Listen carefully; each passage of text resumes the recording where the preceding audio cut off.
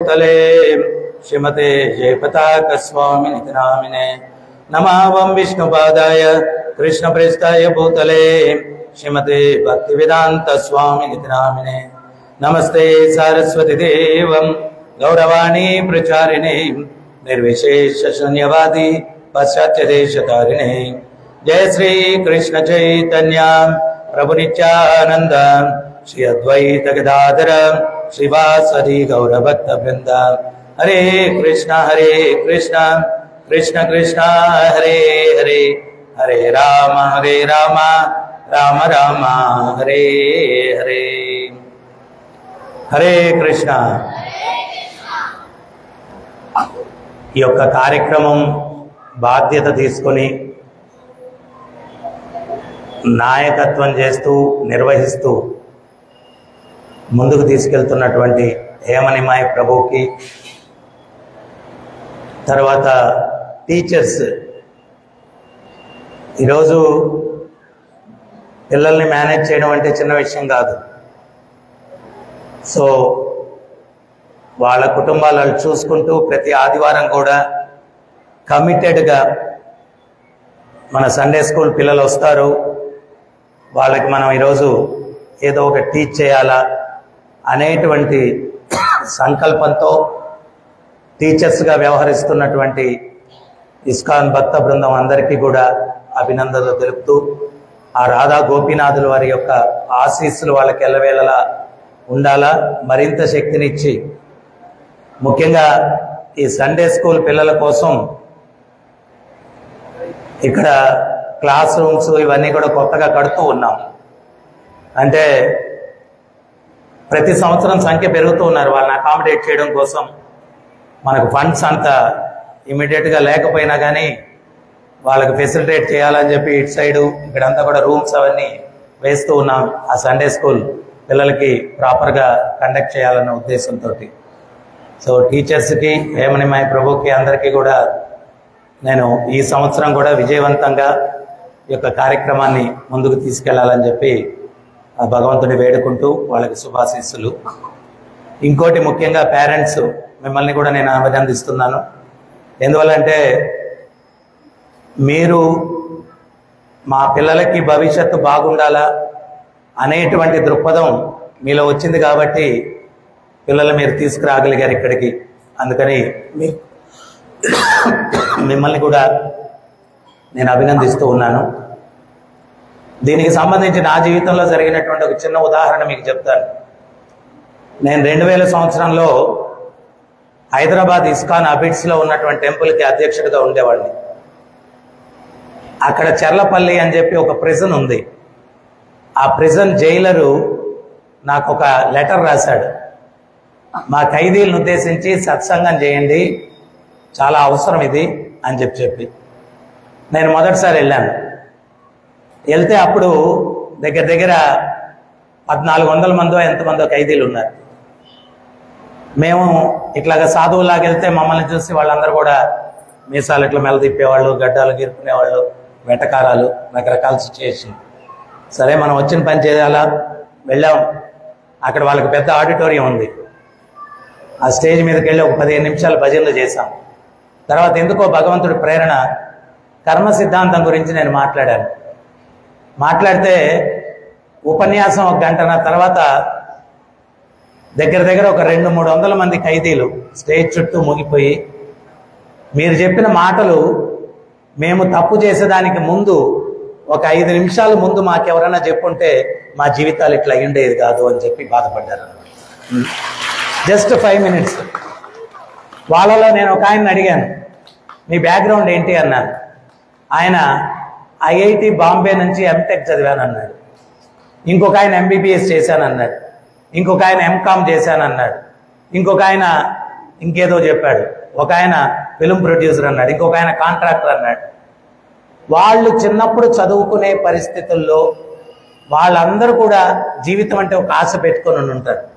జీవితం అంటే ఒక అద్భుతమైన రంగుల కళ ఉంటుంది. జీవితం అంటే ఒక బంగారు జీవితం అని అనుకొని ఉంటారు. కానీ వాళ్ళకు ఒక మంచి మార్గదర్శకం అనేది లేని దానివల్ల వాళ్ళ జీవితాలు అట్లా ఎండ్ అయిపోయాయి. ఈరోజు మనం కూడా ఇంతకుముందు విద్యా విధానంలో మోరల్ సబ్జెక్ట్ ఉండేది, ఇప్పుడు అది తీసేశారు. తర్వాత స్కూల్స్లో కాలేజెస్లో ఎక్కడా కూడా మోరల్స్ ఎథిక్స్ వీటి గురించి ఎవరు చెప్పట్లేదు. మనకు పిల్లలకంతా కూడా ఏంటి అంటే మ్యాక్సిమం మార్గదర్శకం ఏంటయ్యా అంటే సినిమాలు, టీవీలు, లేకపోతే సీరియల్స్, ఇవే మార్గదర్శకం అయిపోయింది. అది కూడా ఇంతకు ముందు రోజుల్లో ఒకసారి ఎస్వి యూనివర్సిటీలో నన్ను సెమినార్ ఇమ్మని చెప్పి పిలిచారు. యువత ఎందుకు ఎక్కువగా తప్పుడు మార్గంలోకి వెళ్తా ఉన్నారని టాపిక్ అనమాట. నేను ఒకటే చెప్పాను, ఇప్పుడు వాళ్ళందరికీ కూడా కాలక్షేపం ఏంటంటే సినిమాలు. ఇంతకుముందు సినిమాలో హీరోని ఉత్తమ లక్షణాలు ఉన్నటువంటి వ్యక్తిని హీరోగా చూపించేవాళ్ళు. ఇప్పుడు ఎన్ని అవలక్షణాలు ఉంటే వాడిని హీరోగా చూపిస్తున్నారు. అందువల్ల యువత అంతా కూడా ఆ అవలక్షణాలు వీళ్ళు నేర్చుకొని వీళ్ళు ఏమనుకుంటున్నారంటే నేను కూడా హీరో అనుకుంటున్నారు. అందువల్ల యువత చెడు మార్గాన్ని పడుతుంది, అంతకుమించి ఇంకేం లేదన్నారు. సో అందువల్ల మనం ఏంటి అంటే మన పిల్లల యొక్క భవిష్యత్తు బాగుండాలా అంటే వాళ్ళతోటి కొంత సమయాన్ని మీరు కేటాయించండి. మీకు తెలిసినటువంటి మంచి మాటలు మా వంతు మీరు సండే స్కూల్లో మేము చెప్పేది చెప్తాం. మీరు కూడా రోజుకు ఒక మంచి మాట ఇంట్లో ఒక చిన్న బోర్డు ఒకటి పెట్టండి, దాంట్లో ఏదో ఒక మంచి మాట ఒకటి రాయండి, వాళ్ళని రోజు చదవమని చెప్పండి. అది సంథింగ్ వాళ్ళకి చిన్నప్పటి నుంచి మన పెద్దవాళ్ళు మనకి చిన్నప్పటి నుంచి చెప్పేవాళ్ళు, మొక్కై వంగనిది మానై వంగున అని చెప్పి చిన్నప్పటి నుంచి వాళ్ళకి జీవితం యొక్క విలువ, మానవతా విలువలు, ఆధ్యాత్మిక విలువలు ఇవన్నీ నేర్పించకపోతే వాళ్ళ జీవితాలు దుర్భరం అయిపోతాయి అన్నమాట. ఈరోజు పాదచారుల నుంచి టెక్నాలజీ విపరీతంగా పెరిగింది, కానీ ఇవన్నీ శాస్త్రవేత్తలు దేనికి కనుక్కున్నారు అంటే ప్రతి ఒక్కరూ సుఖంగా జీవించాలా అని. అయితే దురదృష్టవశాత్తు ఏంటి అంటే సుఖంగా ఎట్లా జీవించాలనే మార్గదర్శకం లేదు, వాటిని ఎట్లా ఉపయోగిస్తే సుఖంగా జీవిస్తాము అనేటువంటి ఎడ్యుకేషన్ లేదు. దానివల్ల మ్యాక్సిమం టెక్నాలజీ దుర్వినియోగం చేయడం వల్ల దుఃఖాల పాలవుతూ ఉన్నారు. ఒక కోత ఒకటి ఉండిందంట, అది నది ఇటు పక్కన ఉండిందంట, ఆకలిగా ఉండిందంట. అటు పక్కకెళ్ళి పండ్ల తోట ఉండిందంట, పండ్లు తింటే ఆకలి తీరుద్ది అనుకొని నది దాటడానికి ప్రయత్నం చేసింది. దాటుతూ ఉంటే నదిలో పడిపోయింది, ప్రవాహంలో కొట్టుకుపోతుంది. ఎవడో ఒకరు చూశాడు, ఆ కోతిని పట్టుకుని కాపాడి గట్టు మీద పెట్టాడు అవతల పక్కన. అది వెళ్ళిపోయి శుభ్రంగా పండ్లు తిని కొంచెం శక్తి వచ్చింది. అప్పుడు అనుకునిందంట, ఈ రోజు నుంచి సమాజానికి నేను ఒక సేవ చేయాలా, నదిలో కొట్టుకుపోతుంటే నన్ను కాపాడాడు, నేను ఈరోజు నది పక్కన కూర్చొని ఎవరు కొట్టుకుపోయినా కాపాడే సేవ చేయాలా అని చెప్పి ఒడ్డును కూర్చొని ఎవరు కొట్టుకుపోతారా కాపాడదామని చెప్పి కూర్చొని ఉందంట. ఒక చాప పిల్ల ఒకటి కొట్టుకుపోతుండిందంట. ఇదేం చేసిందంటే కోతి దాన్ని పట్టుకొని తీసి గట్టు మీద పెట్టేసిందంట. ఏమైంది? మన పరిస్థితి కూడా ఆ కోతిలాగా ఉంది. ఏం చేస్తే మంచి జరుగుతుంది, ఏం చేస్తే చెడు జరుగుతుంది తెలియకుండా జీవితాలు గడిపి జీవితాలు నాశనం చేసుకుంటా ఉన్నాం. సో అక్కడ చాపపిల్ల నీటిలోనే ఉండాలా, దాన్ని కాదు కాపాడాల్సింది. భూమి మీద జీవించేటివి ఏమైనా నీళ్లలో పడితే వాటిని కాపాడాలనే బుద్ధి దానికి లేదు, కాబట్టి అక్కడ సహాయం బదులు ఆ చాప చచ్చూరుకుందనమాట. సో అందువల్ల మన పిల్లలకి ఆ వికాసాన్ని ఇవ్వాలా, ఆ యొక్క విజ్ఞానాన్ని ఇవ్వాలా, ఆ విజ్డమ్ని ఇవ్వాలా. అది కేవలం ఆధ్యాత్మికత ద్వారానే వీలవుతుంది. ఈరోజు మనం ఏమనుకుంటున్నాం, డిగ్రీలు ఇస్తున్నాం, డిగ్రీలు వాడికి ఎట్టో ఒకట బై హుక్ ఆర్ క్రుక్ వాడికి డిగ్రీ వస్తే చాలు. ఆ డిగ్రీతో పాటు వాడికి వ్యక్తిత్వం కూడా రావాలా. స్వామి ప్రభుపాదుల వారు యువతను ఉద్దేశించి ఒక విషయం చెప్పారు. ప్రతి ఒక్క వ్యక్తి విద్యార్థి జీవితం అన్నటువంటిది జీవితానికి ఫౌండేషన్ లాగా. ఫౌండేషన్ బాగుంటే బిల్డింగ్ బాగా నిలబడుతుంది. వాడు విద్యార్థి దశలో ఎంత మంచి మార్గదర్శకం పొంది వాడు మంచిగా ఉంటాడో వాడి భవిష్యత్ జీవితం అనేది ఆధారపడి ఉంటుంది. సో వీళ్ళు వాళ్ళ యొక్క జీవితం అనే శిల్పాన్ని చెక్కునేటువంటి శిల్పులు వాళ్ళే. శిల్పం చెక్కేటప్పుడు వాడి నైపుణ్యం ఉంటే అది అందంగా తయారైతే దానికి అందం ఎంత పెరిగితే అంత విలువ ఉంటుంది. వాడి నైపుణ్యం లేక టక్కని పిచ్చి పిచ్చి కొట్టేస్తే ఆ చెయ్యిరిపోయి ముక్కిరిపోయి చెవిరిపోతే దానికి ఏమైనా వాల్యూ ఉంటుందా? అయితే ఇప్పుడు పిచ్చి జనాలు మోడర్న్ ఆర్ట్ అని చెప్పి చేతులు కాళ్ళు విరిగినయే పెట్టుకుంటున్నారు శిల్పాలు కూడా. ఇంకా దానికి మనం ఏం చేయలేము, పిచ్చి జనాలు. సో అది ఎంత అందంగా తయారైతే అది అంత విలువ ఉంటుంది. సో జీవితం అనేటువంటి స్వరూపం అందంగా తయారవ్వాలా అంటే వీడిలో చెక్కేటువంటి వ్యక్తిలో నైపుణ్యం ఉండాలి. ఆ నైపుణ్యమే ఆర్ట్ ఆఫ్ లివింగ్ అన్నారు.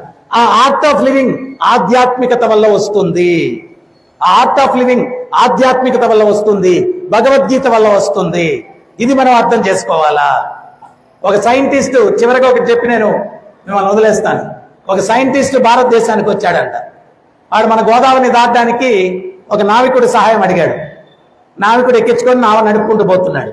ఉన్నటువంటి సైంటిస్టు ఒక అంబా నడిచాడంట. వీడు నావికుడికి ఏం అర్థం కాలేదు. ఏంటి దొర అట్లా అరుస్తున్నారు అన్నాడు. అరే, నీకు ఆ చెట్లు కనిపిస్తున్నాయా? ఆ చెట్లకు ఓడలు, వేర్లు విలువైన ఔషధాలకు ఉపయోగిస్తారు, వాటి విలువ నీకు తెలుసా అన్నాడు.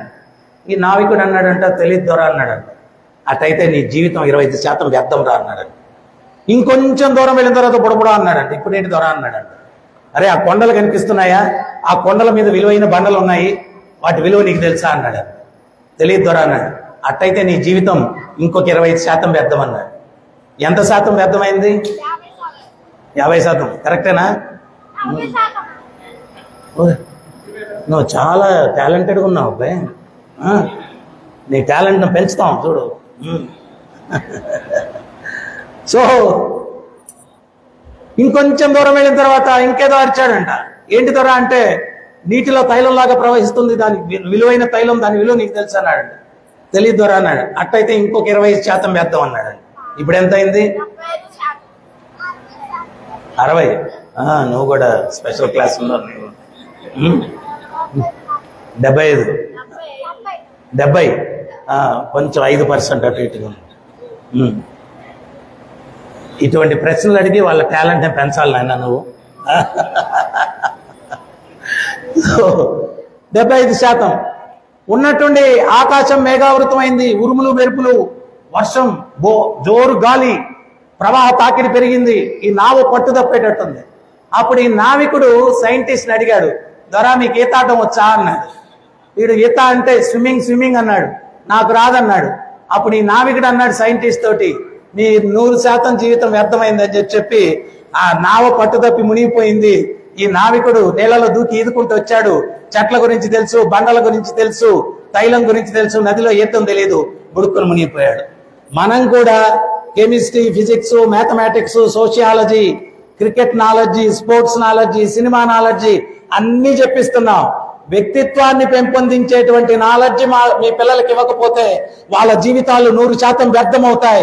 ఇది పేరెంట్స్ గా మీరు గుర్తించి వాళ్ళ వ్యక్తిత్వ వికాసానికి మీరు పాటుపడాలా, వాళ్ళకి మార్గదర్శకం ఇవ్వాలా. మాలాంటి వ్యక్తులు వాళ్ళకి ఇవ్వడానికి ప్రయత్నం చేస్తే మీరు ఎంకరేజ్ చేయాలా. అప్పుడు వాళ్ళ జీవితాలు బంగారు జీవితాలుగా ఉంటాయి అని చెప్పి నేను మీకు విన్నవించుకుంటున్నాను. అందువల్ల మీ అందరినీ కూడా నేను కంగ్రాట్స్ తెలియజేస్తూ ఉన్నాను, అభినందిస్తూ ఉన్నాను.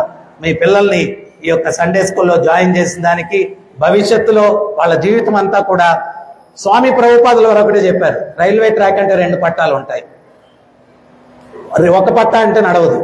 మన జీవితం కూడా ఆధ్యాత్మికం, భౌతికం 2 ఉంటేనే ఈ వెహికల్ కూడా స్మూత్ గా రన్ అవుతుంది. ఈ భౌతికంగా ఉండేటువంటి ఆటుపోటులు తట్టుకోవాలంటే వాడికి మానసికంగా బలం ఉండాల. మన పూర్వీకులందరూ కూడా ఎంత వ్యాపారం ఎంత ఇదైనా సాయంత్రం అయితే గుడికి వెళ్ళిపోయి ప్రవచనాలు, భజనలు వీటన్నిటిలో పాల్గొని ఆ యొక్క బుర్రలో ఉండే కష్టాలన్నీ కూడా ఆ గుళ్ళో వదిలేసి ప్రశాంతమైన జీవితం, మంచి మార్గదర్శకంతో వాళ్ళ జీవితాలు గడుపుతూ ఉన్నారు. మనం అది నిర్లక్ష్యం చేయడం వల్లే అన్ని తలపోట్లు అనమాట.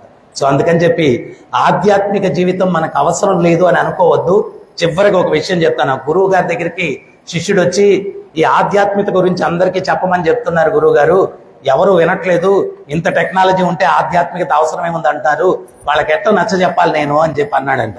అప్పుడు గురువు గారు ఉపన్యాసం మధ్యలో గొంతు తడుపుకునేదానికి ఒక గ్లాసులో నీళ్లు పెట్టున్నారు ఇట్టాగే. ఆయన ఆ గ్లాస్ ఇట్లా పైకెత్తి 10 నిమిషాలు ఇట్లా నేను ఎత్తి పట్టుకుంటే ఏమవుతుంది అన్నాడంట. ఏం కాదు గురువు గారు అన్నారు. గంట సేపు పట్టుకుంటే ఏమవుద్ది అన్నారు, చెయ్యి లాగేస్తుంది అన్నారంట.